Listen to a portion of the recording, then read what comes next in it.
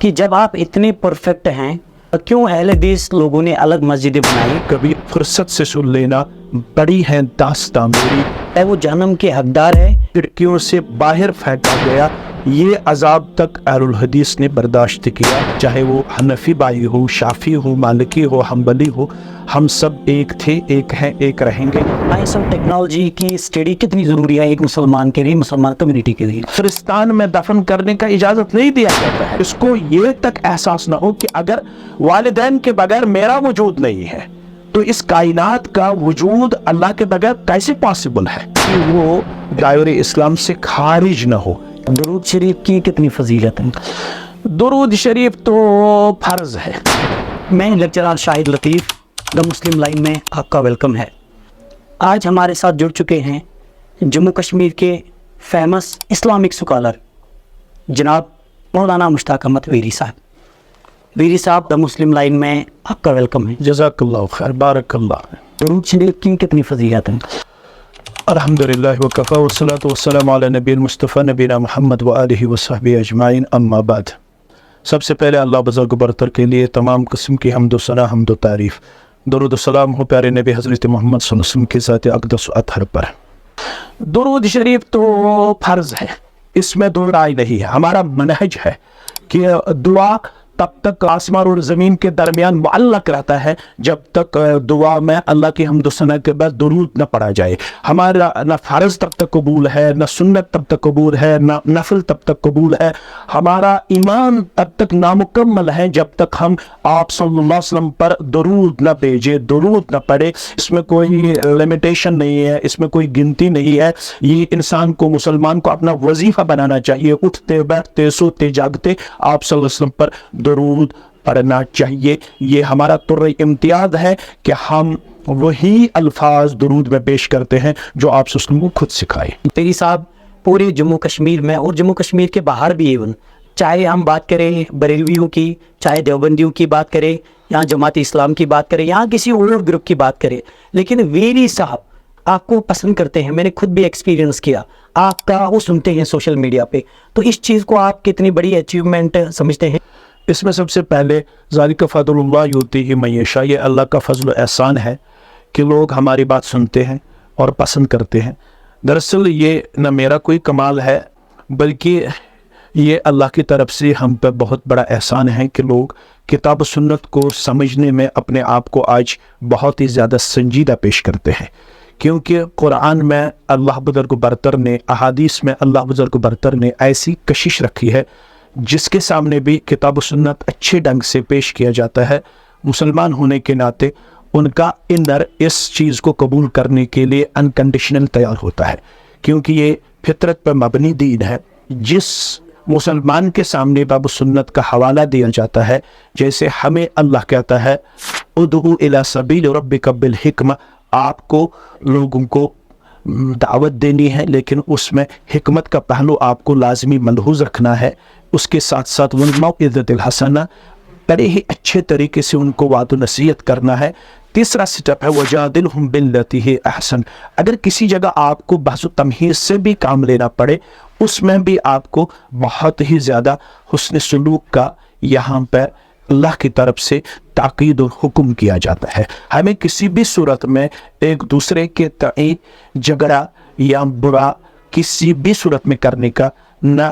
حکم دیا گیا ہے، نہ اس کی اجازت ہمیں دی گئی ہے۔ ہمیں ہر ایک کے ساتھ وقولوا للناس حسنا، ہمیں یہاں تک کہا جاتا ہے کہ اگر آپ کو عام انسان کے ساتھ بھی کوئی بات کرنی ہو اس میں بھی جو ڈنگ ہونا چاہیے وہ بلائی کا ہونا چاہیے، وہ خیر پر مبنی ہونا چاہیے، اس میں آپ کو تڑپ ہونی چاہیے کہ یہ بلائی کی طرف آئے، یہ ہدایت کی طرف آئے، یہ اچھائی کی طرف آئے، یہ کتاب و سنت کی طرف اپنے آپ کو گامزن پیش کرے۔ اس کے لیے ہمیں پیغمبر کریم صلی اللہ علیہ وسلم کا اسوہ کاملہ کافی و شافی ہے۔ آپ صلی اللہ علیہ وسلم پہ جو پتھر برساتے تھے ان کے ساتھ بھی آپ کا جو طریقہ کار رہا ہے وہ اظہم من الشمس کی طرح تابناک اور واضح ہے۔ رسول اللہ صلی اللہ علیہ وسلم نے بڑے دشمن کے ساتھ بھی حسن سلوک پیش کیا، رحمت للعالمین کا عملی کردار پیش کیا، اور وہ بھی اس دین کو اپنانے و عملانے کے لیے اس کردار کو دیکھ کے تیار ہو گئی، یہ ہمارے لیے اسوہ کاملہ ہے۔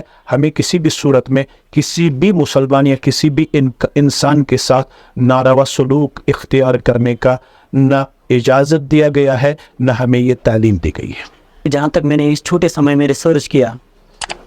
توحید پہ کمپرومائز نہیں کر سکتے، اور جو نماز ہے نماز کی پابند ہے۔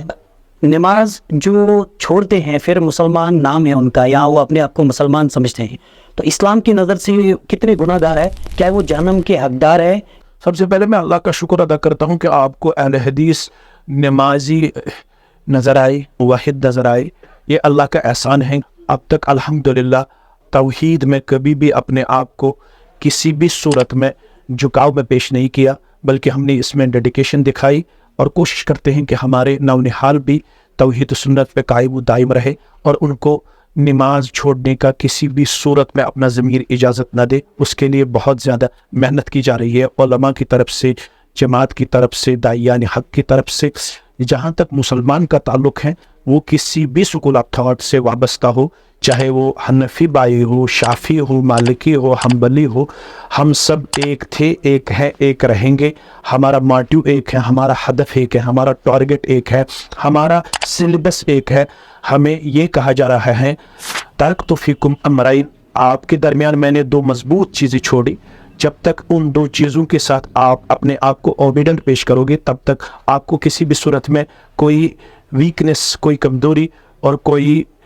نکما پن آپ کو نظر نہیں آئے گا، بلکہ آپ لوگ ہائنس رہو گے، آپ لوگ کامیاب و کامران اپنے آپ کو پاؤ گے۔ اس چیز کو جب ہم ڈیپلی اسٹڈی کرتے ہیں تو اس میں نماز کو ایسے تشبیہ دی گئی ہے کہ جیسے انسان چہرے سے، سر سے پہچانا جاتا ہے۔ اگر سر نہ ہو، صرف باقی در ہمیں نظر آئے، باقی پوٹ ہمیں نظر آئے، تو انسان کی پہچان گم ہوتی ہے، انسان کی پہچان ضائع ہوتی ہے۔ اسی طریقے سے اسلام میں نماز کا مقام ہے۔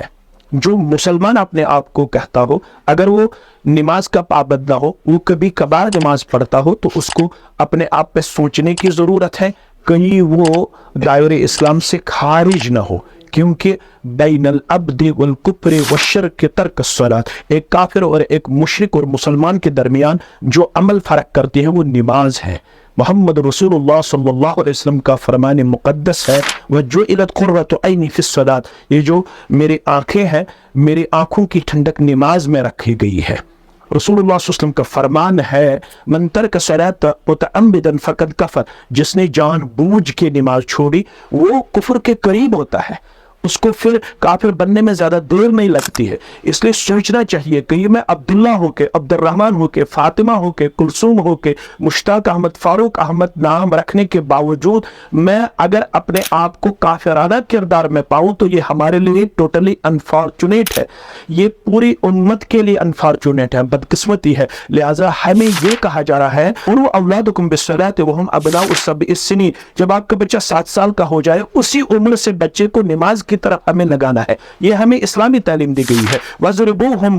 عَلَيْهَا وَهُمْ 10 سنین، اگر 10 سال کا ہوتے ہوئے میرا بچہ اور میری بچی نماز نہ پڑھے تو ہمیں پھر اس کو پنشمنٹ دینے کا اختیار دیا گیا ہے، پنشمنٹ سزا دینے کا ہمیں یہاں پہ حدیث میں اختیار دیا گیا ہے۔ لہذا بڑے ہو کے، چھوٹے ہو کے اگر ہم نماز سے اپنے آپ کو بعید پیش کرتے ہیں تو یہ اس مسلمان کی سب سے بڑی بدقسمتی ہے، اس کو اپنے آپ پہ سوچنے کی ضرورت ہے، اور کہیں وہ مسلمان ہو کے بھی غیر مسلموں میں شمار نہ ہو، یہ اس کے لیے لمحہ فکریہ ہے۔ مطلب بے نمازی یا توبہ کے بغیر مر گیا، اللہ نہ کرے تو پھر بنیادی طور پر سورہ توبہ میں یہی کہا گیا، فَإِن تَابُوا وَأَقَامُوا الصَّلَاةَ وَآتَوُا الزَّكَاةَ فَإِخْوَانُكُمْ فِي الدِّينِ، جب کوئی توبہ کرتا ہے، اس کے بعد نماز قائم کرتا ہے، اس کے بعد زکوٰۃ دیتا ہے، وہی آپ کا اسلامی بھائی ہے۔ جو نماز نہیں پڑھتا ہے اس کو اسلامی برادری سے کوئی تعلق نہیں بیان کیا گیا ہے، وہ اسلامی برادری میں ہونے کے باوجود اسلامی برادری سے کٹ کے اپنے آپ کو پیش کرتا ہے۔ اگر وہ نماز نہیں پڑھتا ہے، بھلا اس کا نام کیا بھی رکھا گیا ہو، اسلامی برادری میں شامل نہیں ہوتا ہے، وہ اسلامی برادری سے الگ رکھا گیا۔ یہاں تک کہ علماء کہتے ہیں کہ اگر بے نمازی اسی حالت میں مر جائے کہ انہوں نے کبھی نماز نہیں پڑھی ہوگی تو آپ کو اس کا جنازہ پڑھنے کی اسلامکلی پرمیشن نہیں دیا جاتا ہے. آپ کو وہ مسلمانوں کے قبرستان میں دفن کرنے کا اجازت نہیں دیا جاتا ہے. یہ بہت ہی بڑا سنجیدہ معاملہ ہے, اس میں ہمیں سوچنے کی ضرورت ہے. یہاں تک علماء کہتے ہیں کہ اگر میاں بیوی کے درمیان نماز کی فرق آپ کو نظر آئے گی, ایک بے نمازی بن گیا, جو با نماز اس کا شوہر ہے یا بیوی ہے, وہ بار بار اس کو کہتی ہے یا بار بار کہتا ہے کہ نماز پڑھو نماز پڑھو. اگر بیوی نماز نہیں پڑھتی ہے, اگر شوہر نماز نہیں پڑھتا ہے, تو یہاں تک صالح عثیمین کا فتویٰ ہے کہ وہ اپنے آپ میں نکاح فسق پاتے ہیں, پھر ان کو آپس میں ازدواجی تعلقات اختیار کرنے کی اجازت نہیں دیا جاتا ہے. وہ نکاح میں اپنے آپ کو نہیں پاتے ہیں, ان کو پھر الگ اپنی زندگی بسر کرنی ہوگی, کیونکہ ایک با نماز مسلمان کو بے نمازی کے ساتھ زندگی کے لمحات بسر کرنے کی اجازت نہیں دی جاتی ہے. اسلامک اسٹڈی کے ساتھ ساتھ سائنس اور ٹیکنالوجی کی اسٹڈی کتنی ضروری ہے ایک مسلمان کے لیے, مسلمان کمیونٹی کے لیے؟ اسلام ہمیں کسی بھی علم سے نہیں روکتا ہے, البتہ اسلام ہمیں کہتا ہے کہ سب سے پہلے آپ کو اللہ کی معرفت, اپنے رسول صلی اللہ علیہ وسلم کی معرفت اور اپنے دین کی معرفت لازمی اور ضروری ہے. اس کے بعد جو حالات کا تقاضا ہے, جو سوسائٹی آپ کو یہاں پہ تقاضا کرتی ہے, اس کو پورا کرنے کے لیے ایک روڈ میپ ہمیں اسلامکلی دیا گیا ہے. اس روڈ میپ کو اختیار کرتے ہوئے ہمیں کوئی بھی علم حاصل کرنے سے نہیں روکا گیا ہے, چاہے وہ سائنس ہو, چاہے وہ ٹیکنالوجی ہو. ہمیں سیرت میں یہ بھی ملتا ہے کہ رسول اللہ صلی اللہ علیہ وسلم کے زمانے میں بھی ڈاکٹر پائے جاتے تھے, رسول اللہ صلی اللہ علیہ وسلم کے زمانے میں حکیم پائے جاتے تھے, رسول اللہ صلی اللہ علیہ وسلم کے زمانے میں جو مختلف زبانیں پائی جاتی تھی ان کے ماہرین ہمیں رسول اللہ صلی اللہ علیہ وسلم کے صحابہ میں پائے جاتے ہیں. یہاں تک جب رسول اللہ صلی اللہ علیہ وسلم کو دوسروں کی طرف سے خطوط بیچے جاتے تھے, آپ کو ان کی عبارت پڑھنے میں دقت محسوس ہوتی تھی, تو آپ نے اپنے ایک صحابی زید بن ثابت رضی اللہ تعالیٰ عنہ کو مکلف ٹھہرایا کہ آپ عبرانی زبان سیکھ کے آ جاؤ. تو زید بن ثابت نے اپنے آپ کو اتنا فتین اور چالاک پیش کیا کہ انہوں نے صرف 17 دن میں عبرانی زبان حاصل کی. اس سے یہ مسئلہ نکلتا ہے کہ ہمیں اگر دوسرے علوم بھی پڑھنے لازمی اور ضروری بنتا ہے سوسائٹی کو کچھ کنٹریبیوٹ کرنے کے لیے, تو یہ ہمارے لیے پرمیٹڈ ہے, اس میں ہمیں کا نہیں گیا ہے, بلکہ اس میں بھی ہمیں اپنے آپ کو انچیلنجبل پیش کرنا لازمی اور ضروری بنتا ہے, تاکہ ہم بھی ٹوورڈز ہیومنٹی کچھ کنٹریبیوٹ کریں, ٹوورڈز سوسائٹی ہم بھی کچھ کنٹریبیوٹ کریں. ویری صاحب, اہل حدیث ایسے لوگ ہیں جو قرآن اور سنت پہ عمل کرتے ہیں. جی, اگر قرآن اور سنت کی بات آئی تو اہل حدیث پھر اپنے علماؤں کی بات بھی نہیں مانتے, وہی بات مانتے ہیں جو قرآن اور سنت کی ہے. اگر ہم اہل حدیث کی بات کریں, جہاں تک میں نے ریسرچ کیا ہے, ان کی نماز جنازہ, ان کا جو طریقہ ہے وہ ڈٹو سیم ٹو سیم وہی ہے جو نبی صلی اللہ علیہ وسلم نے کہا یا کیا ہے. کوشچن یہ ہے کہ جب آپ اتنے پرفیکٹ ہیں, اور کیوں اہل حدیث لوگوں نے الگ مسجدیں بنائی, کیوں انہوں نے حنفی کے ساتھ نماز نہیں پڑھی اور ان کو سکھایا سو دیٹ کہ وہ بھی صحیح طریقے سے نماز پڑھیں؟ جہاں تک اس سوال کا تعلق ہے, اس سوال کا جواب سمجھنے کے لیے آپ کو بہت پہلے جانے کی ضرورت ہے, کیونکہ یہ جماعت قریباً 100 سال سے یہاں کتاب و سنت کی خدمت کرتی آئی ہے. اصل میں جب قرآن و سنت کا مطالعہ کیا جاتا ہے تب ہمیں یہ بات اعظم من الشمس کی طرح تابناک نظر آتی ہے کہ پیغمبران اعظم علیہم السلام نے جب اپنے اقوام میں پیغام الہی کے تحت دعوت دینی شروع کی, تو پہلے لوگوں کی اکثریت ان کے نہ صرف دشمن بنے, بلکہ انہوں نے ان کو یہ تک کہا لَأَرْجُمَنَّكُمْ وَلَيَمَّسَنَّكُمْ مِنَّا عَذَابٌ أَلِيمٌ. اگر آپ داعیان حق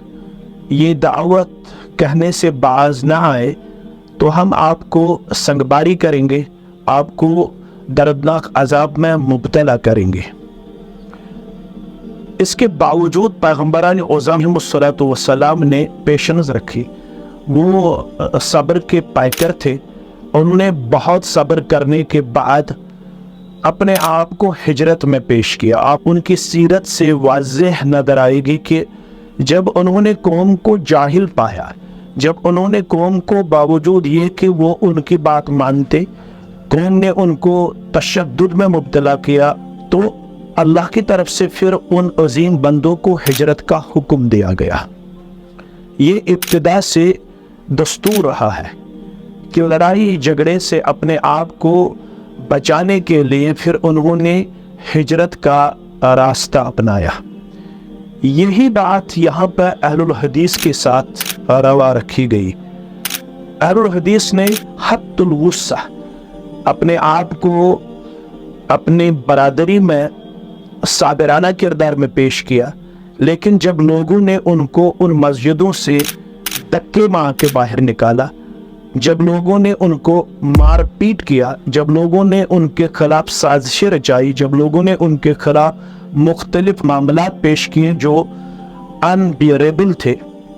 جن پہ صبر کرنا ایک عام انسان کے بس کی بات نہیں ہے، تو پھر اللہ ہمیں کہتا ہے کہ فَأَعْرِضْ عَنِ الْجَاهِلِينَ، آپ کو جاہلوں سے الگ اپنے لحظات و لمحات بسر کرنے کا اب اجازت دیا جا رہا ہے۔ اسی چیز کو پڑھتے ہوئے سیکھتے ہوئے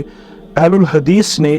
لاکھ کوشش کرنے کے باوجود کہ لوگ اس چیز میں اپنے آپ کو موٹیویٹ پیش کرے کہ کتاب و سنت ہی ہمارے لیے کافی و شافی ہے، جب لوگوں نے اس چیز کو ماننے سے انکار کیا تو پھر اہل الحدیث نے اپنے ایمان کو بچانے کے لیے الگ راہ اختیار کی اور اپنے اسٹیج تیار کی، مساجد کا جال بچھایا، جہاں پہ اب الحمدللہ اس پرفطر اور پرعشوب دور میں بھی صاف و شفاف تعلیم عوام الناس کے سامنے رکھی جاتی ہے، اور آپ کو خود بھی اس کا تجربہ ہوگا کہ اب جو یوتھ ہے وہ الحمدللہ دن بدن اس صاف و شفاف تعلیم کو قبول کرنے میں اپنے آپ کو اوبیڈنٹ پیش کرتے ہیں۔ اس کے پیچھے بہت بڑی داستان ہے، جیسے کہا جاتا ہے کبھی فرصت سے سن لینا، بڑی ہے داستان میری۔ آپ کو تاریخ میں یہ بھی نظر آئے گا کہ لوگوں کو مسجدوں میں جو مسجد میں بچھائی ہوتی تھی میٹیریل جو گھاس کا بنا ہوتا تھا وہ استعمال کیا جاتا تھا، پھر جس کو ہم کشمیری میں پتج کہتے ہیں، کشمیری میں وگو کہتے ہیں، بہت سارے لوگوں کو اس مگو میں باضابطہ طور پر لٹایا گیا، اس کے بعد ان کو کھڑکیوں سے باہر پھینکا گیا۔ یہ عذاب تک اہل الحدیث نے برداشت کیا۔ اس کے بعد جب ان کو لگا کہ اب انف از انف، اب کافی ہو گیا، اب ہمیں اپنا اسٹیج تیار کرنا لازمی اور ضروری بنتا ہے۔